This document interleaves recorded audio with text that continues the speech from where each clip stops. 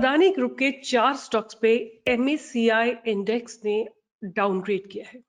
ये MSCI index होता क्या है? ये इतना इंपॉर्टेंट क्यों है इंडियन कंपनीज के लिए? एमएससीआई का फुल फॉर्म है मॉर्गन स्टैनले कैपिटल इंटरनेशनल। ये एक रेटिंग एजेंसी है जो कि अपने इंडेक्स बनाती है, डिफरेंट डिफरेंट कंपनीज के इंडेक्स बनाती है और उनको उन इस इंडेक्स को देख के बहुत सारे एफपीआईज या हेजिंग फर्म्स या इंस्टीट्यूशंस अपने इन्वेस्टिंग्स करते हैं। तो आज हम बात करेंगे डिटेल में कि एमएससीआई इंडियन मार्केट्स के लिए क्यों इंपॉर्टेंट है। अगर हम बात करें कि जैसे निफ्टी है, निफ्टी 50 में क्या है, देयर आर 50 कंपनीज। जो अच्छी कंपनीज होती हैं उसको हम ऐड करते हैं निफ्टी 50 में, और जो कंपनी पुअरली परफॉर्म कर रही होती है उसको निफ्टी 50 से बाहर निकाल देते हैं। ये एडजस्टमेंट्स होते रहते हैं। इसी तरह एमएससीआई जो है एक ऐसा इंडेक्स है जिससे कि एफपीआई जो है इंडिया में इन्वेस्ट करते हैं। और ये इंडेक्स बनता कैसे है? ये international macro economic, micro economic, volatility, performance, environment, सब चीजों को देख के स्टॉक्स इसमें ऐड किए जाते हैं। कंपनी की परफॉर्मेंस देख के स्टॉक्स ऐड किए जाते हैं एमएससीआई इंडेक्स में, और फ्रॉम वहां से जितने भी बड़े एफपीआईज हैं या इंस्टीट्यूशनल इन्वेस्टर्स हैं या हेजिंग फंड्स हैं, वो लोग वहां से इवैल्यूएशन लेके, इवैल्यूएट करके, इंडेक्स को देख के, इंडेक्स में पोजीशंस को देख के अपना इन्वेस्टमेंट करते हैं। तो मैं इसको थोड़ा डिटेल में और आप लोगों के साथ शेयर करती हूँ। सो नाउ अगेन फिर से अगर हम बात करें कि अदानी ग्रुप के जो स्टॉक्स हैं, they are making headlines again and again. अभी जब से हिंडनबर्ग की रिसर्च आई है उसके बाद अदानी ग्रुप ने एक बहुत बड़े लॉयर को हायर किया है to appeal against the Hindenburg research. And उसके साथ साथ बहुत सारी चीजें हो रही है, जैसे सेबी ने भी इसको सर्वेलेंस में रख दिया है, एएसएम में रख दिया है, और उस अभी इन्होंने बोला है कि ये स्टॉक्स बाहर है। बहुत सारी ऐसी रेटिंग एजेंसीज हैं जैसे मूडी है, और बहुत सारी ऐसी रेटिंग एजेंसीज हैं जिन्होंने 4-5 स्टॉक्स को डिग्रेड किया है। एमएससीआई ने अपना इसमें से पोजीशंस, अपनी पोजीशंस को रिड्यूस करने का इंडिकेशन दिया है। तो 4 स्टॉक्स जो वो जिसमें एमएससीआई अपनी पोजीशन को कम करने का सोच रहा है, एक है अदानी एंटरप्राइजेस, एक है अदानी ट्रांसमिशन, तीसरा है अदानी टोटल एनर्जी, एंड चौथा है एसीसी। अब क्या होगा? बिकॉज पोजीशन उसमें रिड्यूस होगी, इसका सिंपल सा इंडिकेशन है कि फंडामेंटल्स कंपनी के सही नहीं है। जो बड़े इंस्टीट्यूशंस हैं इसमें यही इंटरप्रिटेशन करेंगे कि इन चारों कंपनीज के फंडामेंटल्स वीक है, there is some problem, some fundamental problem with the company. अगर ऐसा होगा तो इंडेक्स में इनका जो रेशियो है वो रिड्यूस होगा, और उसके चलते क्या होगा कि जो पैसिव इन्वेस्टर्स है जिसने 10, 20, 30 रुपए से स्टॉक को लेके रखा हुआ है, वो भी इसमें से निकलने की कोशिश करेंगे, और एक्टिव इन्वेस्टर तो इसमें बाय और सेल करते ही रहेंगे। नाउ बड़े बड़े पोर्टफोलियो मैनेजर्स या हेज फंड मैनेजर्स जो है उनके लिए भी एक थोड़ी सी नेगेटिव न्यूज है। 28 फरवरी तक वो अपने हो सकता है इसमें से एग्जिट ले लें to rebalance their portfolio according to the MSCI index. अब हम बात करते हैं कि what are MSCI indices? MSCI is a leading provider of indices on stocks, bonds, real estate, ESG, and a mix of these assets. These indices published by MSCI are widely popular among global fund managers and are benchmark for MSCI's indices. Many of these funds managers registered as foreign portfolio investors with the security with SEBI also use MSCI's indices. So जितने भी FPIs हैं जो foreign portfolio investors हैं या HNIs हैं या फिर institutional investors हैं, वो MSCI को as an index लेते हैं, राइट? जब कोई कंपनी बाहर से देखती है Morgan Stanley as an international company, तो वो इस इंडेक्स को देख के इंडिया में इन्वेस्ट करना ज्यादा पसंद करते हैं। अब बात आती है कि MSCI इंडेक्सेस कैसे बनते हैं या कैसे मैनेज होते हैं। MSCI analysis and index managers construct indices based on market feedback, considering factors such as market value of a company, volatility, liquidity, free float factor, governance, metrics, etc. Twice a year, एक बार ये लोग नवंबर में करते हैं और दूसरा ये लोग मई में करते हैं। तो ये सारे फैक्टर्स को देखते हैं कि कंपनी में फंडामेंटल्स कैसे हैं, वोलेटिलिटी कैसी है, लिक्विडिटी कैसी है, फ्री फ्लोट कैसा है, गवर्नेंस कैसी है इस कंपनी की, उसके हिसाब से वो अपने इंडेक्स में स्टॉक्स को एंट्री या एग्जिट दिलाते हैं। MSCI reviews its index constituents and publishes the proposed changes which comes into effect from a future date. तो अभी जो इन्होंने अपना इंडिकेशन दिया वो ये दिया है कि 1 मार्च 2023 से इन 4 स्टॉक्स का जो रेशियो है उसमें रिड्यूस होगा। अब बात आती है कि how MSCI indexes influence FPI investment decision. क्योंकि आप देखोगे पीछे भी नवंबर में जब एक रीजिक किया था इन्होंने, MSCI ने अपने पोर्टफोलियो को बैलेंस किया था, तो एक बैंक निफ्टी में जबरदस्त रैली आई थी, राइट। अब हम बात करते हैं कि क्या होता है ऐसा जब MSCI इतना इंपॉर्टेंट इंडेक्स क्यों बन गया है। तो इट रिफ्लेक्ट्स मार्केट्स परफॉर्मेंस। आप अगर किसी स्टॉक को देखना चाहते हैं तो आप उसका रेशियो, उसका वेटेज देखिए कि MSCI इंडेक्स में कितना वेटेज है। So MSCI's analysts and index managers construct indices based on market feedback. I have already discussed with you.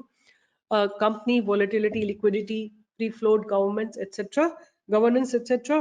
So ये सारे factors के ऊपर depend करता है। दूसरा, changes in index composition. Changes in the composition of MSCI index can also impact FPI investment decision. When a stock is added or removed from the index, it can result in a significant change in its demand. अगर आप add कर रहे हैं, अगर किसी stock को MSCI index में add किया जा रहा है, इसका मतलब कि फंडामेंटल स्टेबल है। The stock is performing better than the peers in its group.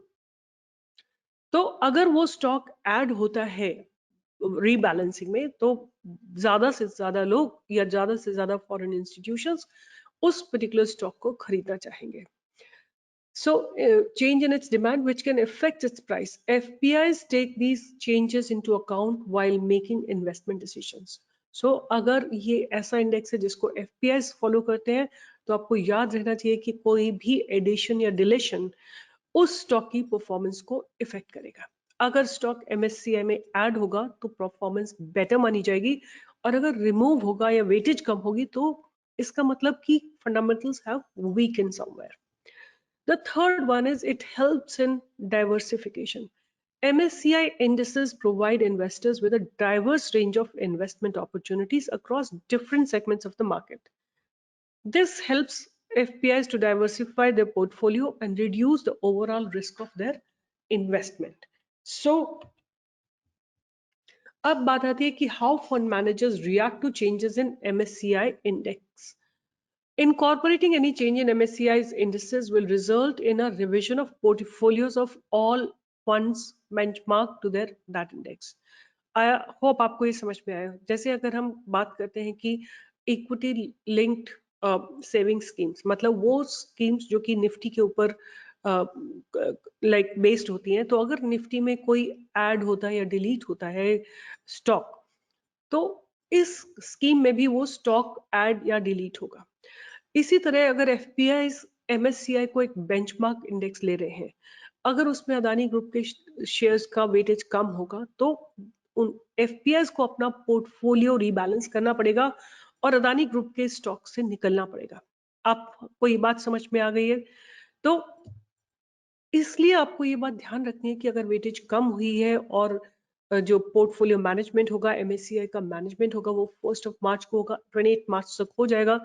इसका मतलब कि FPIs जो कि इन्वेस्टेड है इन चारों स्टॉक्स में, उनको भी अपनी पोजीशन को एडजस्ट करना पड़ेगा with respect to the benchmark index.